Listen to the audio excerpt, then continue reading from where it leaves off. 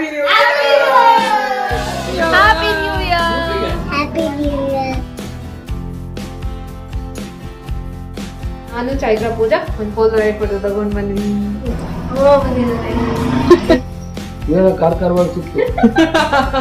ಫ್ರೀಯಿಂದ ಅವತ್ತು gold chain ಕಳ್ದೋಗ್ಬಿಟ್ಟಿತ್ತು, ಬಂದು ಅಳ್ತಾ ಇತ್ತು. ತುಂಬಾ ಅಳು ಬಂದ್ಬಿಟ್ಟು. ಮಮ್ಮಿ ನಂಗೆ ಗಿಫ್ಟ್ ಕೊಟ್ಟಿದ್ದು, ಅದು ಬರ್ತ್ಡೇ ಗಿಫ್ಟ್ ಕೊಟ್ಟಿದ್ದು.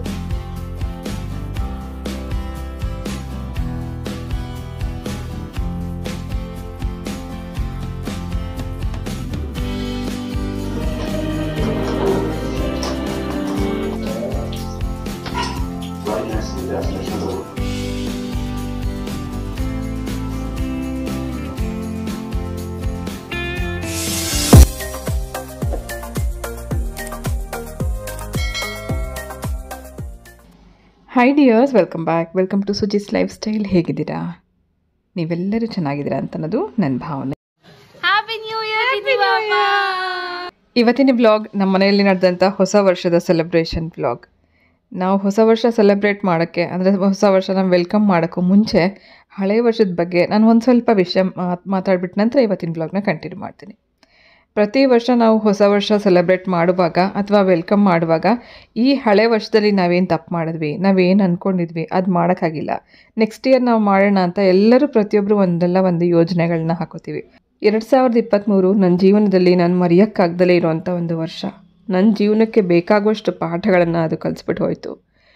ಇನ್ನೂ 2024ರಲ್ಲಿ ಎಷ್ಟು ಸ್ಟ್ರಾಂಗ್ ಆಗಿರಬೇಕು ಅಂತ ಅನ್ನೋದನ್ನು ಕೂಡ ನಾನು 2023ರಲ್ಲಿ ಕಲಿತೆ.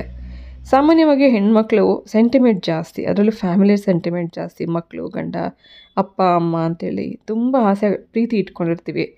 ಸೊ ಯಾರನ್ನ ನಾವು ಹೆಚ್ಚು ಪ್ರೀತಿಸ್ತೀವಿ ಅಂಥವ್ರನ್ನ ದೂರ ಮಾಡ್ತು. ಸೊ ಸುಮ್ಮನೆ ಒಂದು ಹಿಂಟ್ ಮೂಲಕ ನಾನು ನಿಮಗೆ ಶೇರ್ ಮಾಡ್ತೀನಿ. ಈ ಕಳೆದ 2023ರಲ್ಲಿ ಒಂದು ಹೆಣ್ಣು ಸ್ವಾವಲಂಬನೆಯಾಗಿ ಯಾರದೇ ಸಪೋರ್ಟ್ ಇಲ್ಲದೆ ಹೇಗೆ ನಮ್ಮ ಜೀವನನ ನಡೆಸ್ಬೋದು ಅಂತ ಅನ್ನೋ ಒಂದು ಪಾಠ ನಾನು ನನ್ನ ಮೂಲಕನೂ ಕಲಿತೆ, ನನ್ನ ಮಗಳ ಮೂಲಕನೂ ಕಲಿತೆ. ಸೊ ನನಗೆ ನನ್ನ ಫ್ಯಾಮ್ಲಿ ಅಂತ ಇರೋದು ನನ್ನ ಅಪ್ಪ ಅಮ್ಮ, ನನ್ನ ತಮ್ಮನ ಫ್ಯಾಮಿಲಿಯವರು, ಹಾಗೆ ನಾವು. ನೀವೆಲ್ಲ ಹಬ್ಬಗಳ ಟೈಮಲ್ಲೂ ನೋಡೋದು ಇವ್ರನ್ನೇ. ಯಾತಕ್ಕೆ ಅಂದರೆ ನನ್ನ ಕಷ್ಟ ಅಂತಂದಾಗ ಫಸ್ಟು ಓಡಿ ಬರೋದು ಇವ್ರು ಮಾತ್ರ. ಹಾಗೆ ಯಾವುದೇ ಒಂದು ಸೆಲೆಬ್ರೇಷನ್ ಅಥವಾ ಹಬ್ಬ ಅಂತಂದಾಗ ಎಲ್ಲೋ ಹೋಗಬೇಕು ಅಥವಾ ಎಲ್ಲೋ ವೆಕೇಷನ್ ಹೋಗಬೇಕು, ಪಾರ್ಟಿ ಅಥವಾ ಸೆಲೆಬ್ರೇಷನ್ ಅಂತ ಕೂಡಲೇ ನಾವು ಎಲ್ಲೋ ಹೊರಗಡೆ ಹೋಗ್ತೀವಿ. ಆದರೆ ನಾನು ಯಾವಾಗಲೂ ನನ್ನ ಫ್ಯಾಮಿಲಿ ಜೊತೆಗೆ ಸೆಲೆಬ್ರೇಟ್ ಮಾಡ್ಕೊಳ್ಳೋಕ್ಕೆ ಇಷ್ಟಪಡ್ತೀನಿ. ಸೊ ಈ 2024ನ್ನು ತುಂಬ ಖುಷಿಯಿಂದ ವೆಲ್ಕಮ್ ಮಾಡ್ತಾಯಿದ್ದೀನಿ, ಸಾಕಷ್ಟು ಪಾಠಗಳನ್ನ ಕಲ್ತ ನಂತರ. ಸೊ ಈಗ ನಾವು ವೆಲ್ಕಮ್ ಮಾಡ್ತಿರೋಂಥ 2024ರಲ್ಲಿ ಏನೇ ಚಾಲೆಂಜಸ್ ಬಂದರೂ ನಾನು ಅದನ್ನು ಫೇಸ್ ಮಾಡಲಿಕ್ಕೆ ರೆಡಿಯಾಗಿದ್ದೀನಿ. ಈಗಾಗಲೇ ನನ್ನ ಹೆಗಲ ಮೇಲೆ ಸಾಕಷ್ಟು ಜವಾಬ್ದಾರಿಗಳನ್ನು ಹೊತ್ಕೊಂಡಿದ್ದೀನಿ. ಹೊತ್ತಿರೋ ಜವಾಬ್ದಾರಿ ಜೊತೆಗೆ ಇನ್ನೂ ಬರೋವಂಥ ಚಾಲೆಂಜಸ್ನ ಕೂಡ ನಾನು ಫೇಸ್ ಮಾಡಲಿಕ್ಕೆ ರೆಡಿಯಾಗಿ ಈ 2024ನ್ನು ಖುಷಿಯಿಂದ ವೆಲ್ಕಮ್ ಮಾಡೋಣ. ಸೊ ಬನ್ನಿ, ಮತ್ತೊಮ್ಮೆ ನಿಮ್ಮೆಲ್ಲರಿಗೂ ಹೊಸ ವರ್ಷದ ಶುಭಾಶಯಗಳನ್ನು ಕೋರ್ತಾ ಇವತ್ತಿನ ಬ್ಲಾಗ್ನ ಸ್ಟಾರ್ಟ್ ಮಾಡೋಣ. Welcome to Suji's lifestyle once again. Happy New Year!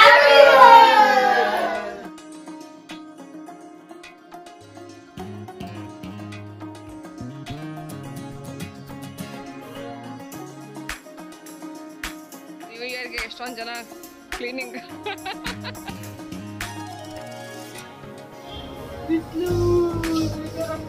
ತುಂಬ ಕಷ್ಟಪಟ್ಟು ಬಿಸಿಲಲ್ಲಿ ಪಾಪ ಟೆರೆಸ್ ಕ್ಲೀನ್ ಮಾಡ್ತಿದ್ದಾರೆ ಮಕ್ಕಳೆಲ್ಲ ಸೇರಿ. ಇವತ್ತು ರಾತ್ರಿ ಸೆಲೆಬ್ರೇಷನ್, ನಾವು ನ್ಯೂ ಇಯರ್ ಸೆಲೆಬ್ರೇಷನ್ ಟೆರೆಸಲ್ಲೇ ಮಾಡಬೇಕು ಅಂತ ತುಂಬ ಆಸೆ ಇಟ್ಕೊಂಡಿದ್ರು. ಏನೇ ಸ್ನ್ಯಾಕ್ಸ್ ಇದ್ರು ಮೇಲ್ಗಡೆನೇ ಅಲ್ಲೇ ಪ್ರಿಪೇರ್ ಮಾಡಿ ಅಲ್ಲೇ ತಿನ್ನೋಣ, ಇಲ್ಲೇ ಸೆಲೆಬ್ರೇಟ್ ಮಾಡೋಣ ಅಂತೆಲ್ಲ ಆಸೆಪಟ್ಟು ಟೆರೆಸ್ ಕ್ಲೀನ್ ಮಾಡಿದ್ರು. ಆದರೆ ಸಂಜೆ ಅಷ್ಟರಲ್ಲಿ ಅಮ್ಮಗೂ ಕೂಡ ಹುಷಾರು ತಪ್ಪಿತು, ಜೊತೆಗೆ ಮಕ್ಕಳಿಗೆ ಮೇಲ್ಗಡೆ ಥಂಡಿ ಜಾಸ್ತಿ ಇದೆ ಅಂತ ಹೇಳಿ ಯಾರೂ ಟೆರೆಸ್ಗೆ ಬರಲೇ ಇಲ್ಲ. ಎಲ್ಲರೂ ಲಿವಿಂಗ್ ರೂಮಲ್ಲೇ ಸೆಲೆಬ್ರೇಟ್ ಮಾಡೋ ಹಾಗಾಯಿತು.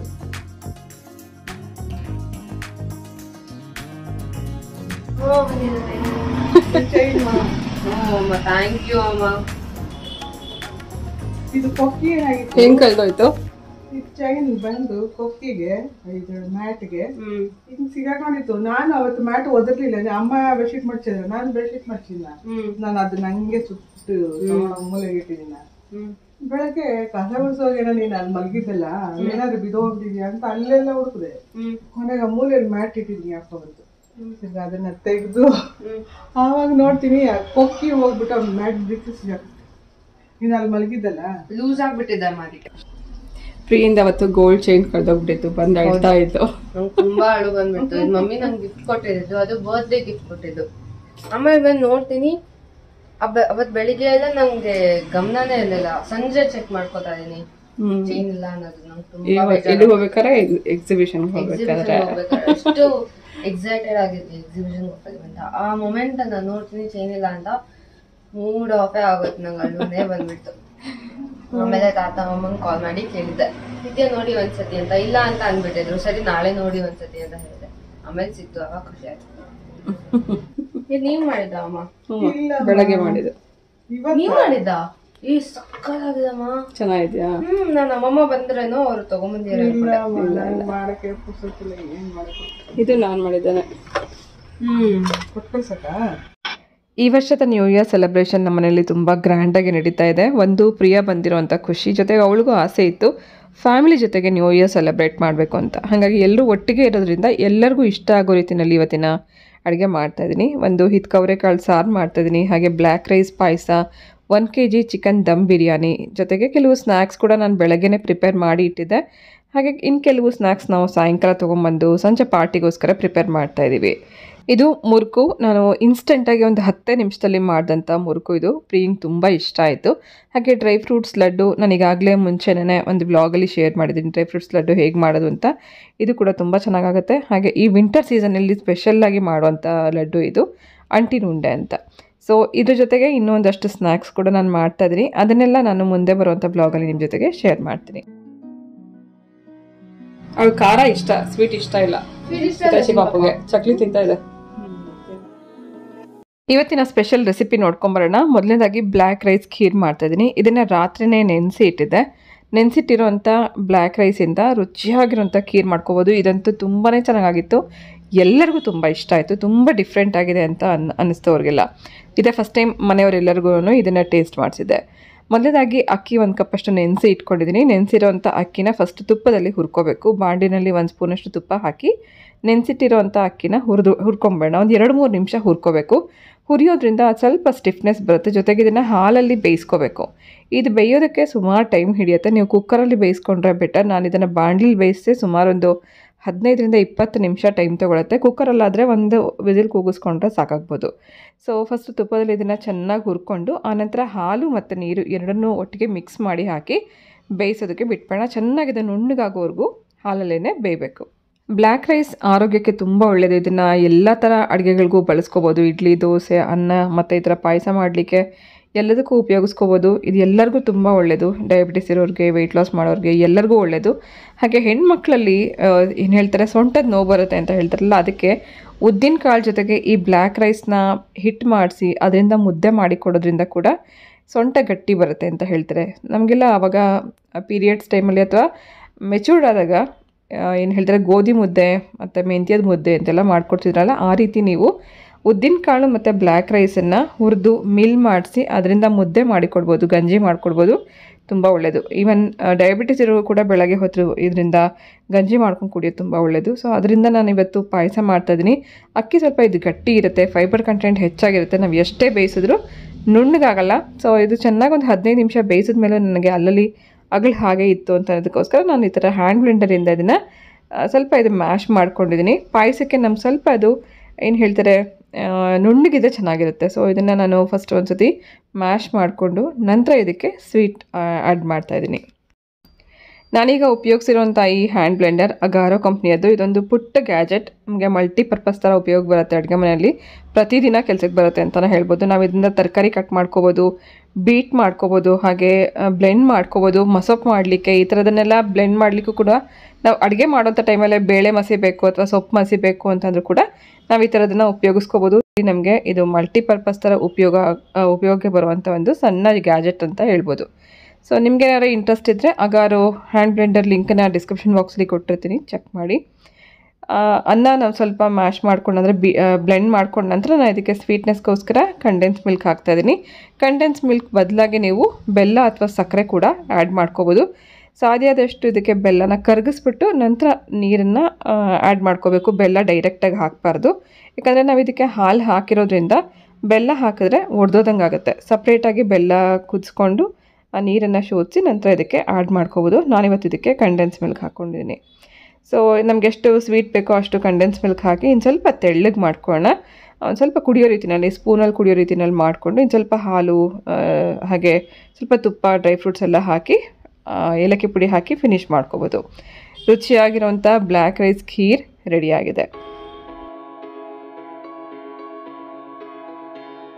ಈ ಪ್ಯಾಕೆಟ್ನ ನೀಟಾಗಿ ಪ್ಯಾಕ್ ಮಾಡಿಬಿಟ್ಟು ತಾತ ನಮ್ಗೆ ಯಾವ್ಯಾವ ಚಾಕ್ಲೇಟ್ ಬೇಕು ಅಂತ ಹಾಕ್ಬಿಟ್ಟು ಜಿಪ್ಲಾಕ್ ಅಲ್ಲಿ ಹಾಕ್ಬಿಟ್ಟು ಹೋಗೋಣ ಅಂದ್ಬಿಟ್ಟು ಬ್ಯಾಗಲ್ಲಿ ಇಟ್ಬಿಟ್ಟು ಹೋಗ್ಬಿಟ್ಟಿದ್ದೀನಿ.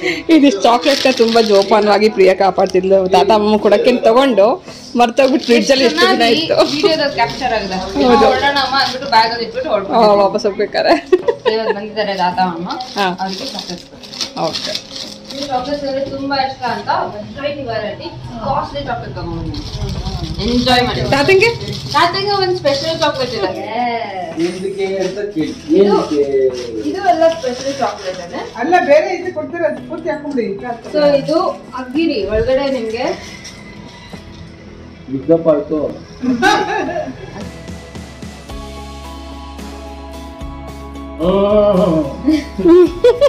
ಏನ್ ಸಿಕ್ತು?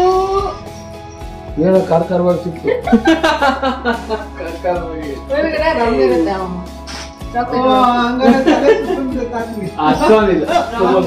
ಇಲ್ಲ, ಇಷ್ಟೇ ಇರುತ್ತೆ.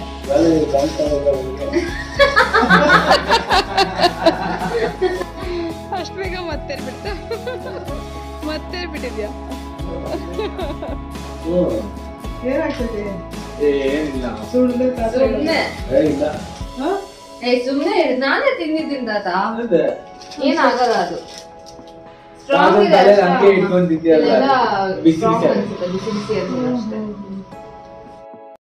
ಸೊ ಇವತ್ತಿನ ಮತ್ತೊಂದು ಸ್ಪೆಷಲ್ ರೆಸಿಪಿ ನೋಡ್ಕೊಂಬರೋಣ. ಅದು ಚಿಕನ್ ಬಿರಿಯಾನಿ.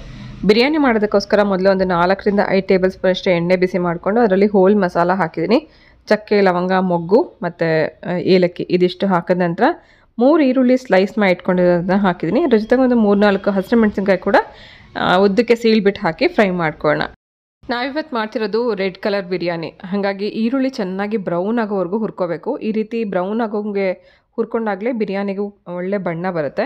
ಸೊ ಚೆನ್ನಾಗಿ ಇದನ್ನು ಫ್ರೈ ಮಾಡ್ಕೊಂಡ ನಂತರ ನಾನು ಇದಕ್ಕೆ ಶುಂಠಿ ಬೆಳ್ಳುಳ್ಳಿ ಪೇಸ್ಟ್ ಹಾಕ್ತಿದ್ದೀನಿ. ಸುಮಾರು ಒಂದು 2 ಟೇಬಲ್ ಸ್ಪೂನಷ್ಟು ಶುಂಠಿ ಬೆಳ್ಳುಳ್ಳಿ ಪೇಸ್ಟ್ ಹಾಕಿ ಇದು ಸ್ವಲ್ಪ ಹಸಿ ವಾಸನೆ ಹೋಗೋವರೆಗೂ ಹುರ್ಕೋಬೇಕು. ಆನಂತರ 3 ಟೊಮೆಟೊ ಹಾಕಿದ್ದೀನಿ. ಇದೆಲ್ಲ ಒಂದೊಂದಾಗಿ ಹಾಕೋತಾ ಮೀಡಿಯಮ್ ಹೀಟಲ್ಲಿ ಚೆನ್ನಾಗಿ ಇದನ್ನು ಬೇಯಿಸ್ಕೋಬೇಕು. ಮಸಾಲ ಚೆನ್ನಾಗಿ ಬೆಂದರೆ ಬಿರಿಯಾನಿ ಟೇಸ್ಟ್ ಕೂಡ ತುಂಬ ಚೆನ್ನಾಗಿ ಬರುತ್ತೆ. ಟೊಮೆಟೊ ಹುರ್ಕೊಳ್ಳೋಂಥ ಟೈಮಲ್ಲಿ ಇದಕ್ಕೆ ಸ್ವಲ್ಪ ಚಕ್ಕೆ, ಲವಂಗ, ಏಲಕ್ಕಿ ಪೌಡ್ರ್ ಮಾಡಿಟ್ಕೊಂಡಿರೋದನ್ನ 1 ಟೀ ಸ್ಪೂನಷ್ಟು ಹಾಕಿದ್ದೀನಿ. ಹಾಗೆ 1 ಕಪ್ಪಷ್ಟು ಮೊಸರು, ಸ್ವಲ್ಪ ಅರಿಶಿನ, ಖಾರಕ್ಕೆ ಬೇಕಾಗುವಷ್ಟು ಅಚ್ಕಾರದ ಪುಡಿ, ಇದಿಷ್ಟನ್ನು ಹಾಕಿ ಚೆನ್ನಾಗಿ ಮಸಾಲನ ಮೀಡಿಯಮ್ ಹೀಟಲ್ಲೇ ಬೇಯಿಸ್ಕೋಬೇಕು.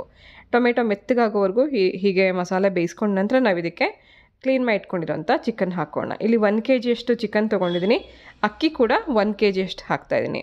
ಚಿಕನ್ ಹಾಕಿ ಮಸಾಲೆ ಜೊತೆಗೆ ಸ್ವಲ್ಪ ಹೊತ್ತು ಫ್ರೈ ಮಾಡ್ಕೊಂಡ ನಂತರ ಇದಕ್ಕೆ ಕಟ್ ಮಾಡಿ ಇಟ್ಕೊಂಡಿರೋಂಥ ಪುದೀನ, ಕೊತ್ತಂಬರಿ ಹಾಕಿ ಮಿಕ್ಸ್ ಮಾಡ್ಕೊಂಡ ನಂತರ ಮೊದಲೇ ನೆನೆಸಿ ಇಟ್ಕೊಂಡಿರೋಂಥ ಅಕ್ಕಿ ಹಾಕೋಣ.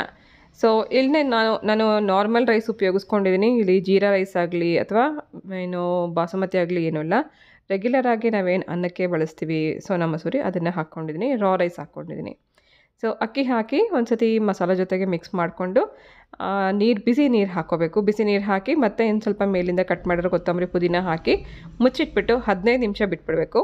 15 ನಿಮಿಷದಲ್ಲಿ ನಿಮಗೆ ಚೆನ್ನಾಗಿ ಬಿರಿಯಾನಿ ರೆಡಿಯಾಗಿರುತ್ತೆ, ಉದುರುದ್ರಾಗೂ ಇರುತ್ತೆ. ಇನ್ ಬಿಟ್ವೀನ್ ನಾನು ಸ್ಟಿರ್ ಮಾಡೋಕ್ಕೂ ಹೋಗಿಲ್ಲ. ಒಂದು ಸತಿ ಅಕ್ಕಿ ನೀರು ಎಲ್ಲ ಹಾಕಿ ಅಡ್ಜಸ್ಟ್ ಮಾಡಿ ಉಪ್ಪು ಖಾರ ಟೇಸ್ಟ್ ಚೆಕ್ ಮಾಡಿಬಿಟ್ಟು ಮುಚ್ಚಿಟ್ಬಿಟ್ಟಿದೆ. 15 ನಿಮಿಷದ ನಂತರ ನೋಡಿ ಬಿರಿಯಾನಿ ಇಲ್ಲಿ ರೆಡಿಯಾಗಿದೆ. ತುಂಬ ಚೆನ್ನಾಗಿ ದಮ್ ಕಟ್ಟಿ ಮಾಡಿದ್ರೆ ಹೇಗಿರುತ್ತೋ ಅದೇ ರೀತಿಯಲ್ಲಿದೆ. ನಾನಿವತ್ತು ಅಲ್ಯೂಮಿನಿಯಂ ಪಾತ್ರೆ ಉಪಯೋಗಿಸ್ಕೊಂಡಿರೋ ಕಾರಣನೇ ತಳ ಸೀದು ಹೋಗಬಾರ್ದು ಅಂತ. ಕೆಲವೊಮ್ಮೆ ನಾವು ಸ್ಟೀಲ್ ಪಾತ್ರೆಯಲ್ಲಿ ಮಾಡಬೇಕಾದ್ರೆ ತಳ ಸೀದು ಹೋಗುತ್ತೆ. ಈ ಥರ ಸ್ವಲ್ಪ ದಪ್ಪ ಇರೋವಂಥ ಅಲ್ಯೂಮಿನಿಯಂ ಪಾತ್ರೆ ಉಪಯೋಗಿಸ್ಕೊಂಡ್ರೆ ಸ್ವಲ್ಪ ಜಾಸ್ತಿ ಕ್ವಾಂಟಿಟಿನಲ್ಲಿ ಮಾಡುವಾಗ ಯಾವುದೇ ಕಾರಣಕ್ಕೂ ನಿಮಗೆ ತಳ ಹಿಡಿಯಲ್ಲ. ತುಂಬ ಚೆನ್ನಾಗಿ ಕೆಳಗಡೆವರೆಗೂ ಇದೇ ರೀತಿ ಬಿಡಿಬಿಡಿಯಾಗಿತ್ತು. ತುಂಬ ಚೆನ್ನಾಗಿತ್ತು. ಟೇಸ್ಟ್ ಕೂಡ ತುಂಬ ಚೆನ್ನಾಗಿತ್ತು. ಇದಕ್ಕೆ ಗರಂ ಮಸಾಲ ಆಗಲಿ, ಧನಿಯಾ ಪೌಡ್ರ್ ಆಗಲಿ ಏನೂ ಇಲ್ಲ. ಕಡಿಮೆ ಮಸಾಲೆಯಿಂದ ಕೂಡ ತುಂಬ ರುಚಿಯಾಗಿ ಬಿರಿಯಾನಿ ನಾವು ಮಾಡ್ಕೋಬೋದು. ಸೊ ಮನೆಯವರೆಲ್ಲರಿಗೂ ಕೂಡ ಈ ಬಿರಿಯಾನಿ ಇಷ್ಟ ಆಯಿತು.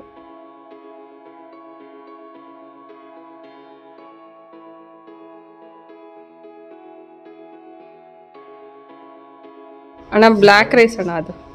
ಓ ಬ್ಲ್ಯಾಕ್ ರೈಸ್. ಚೆನ್ನಾಗಿದೆಯಾ?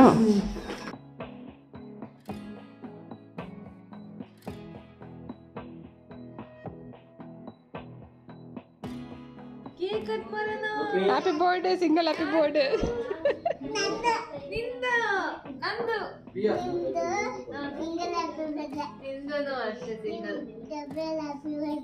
ಇವತ್ತು ಡಬಲ್ ಹ್ಯಾಪಿ ಬರ್ಡೇ ಮಾಡೋಣ. ಓಕೆ.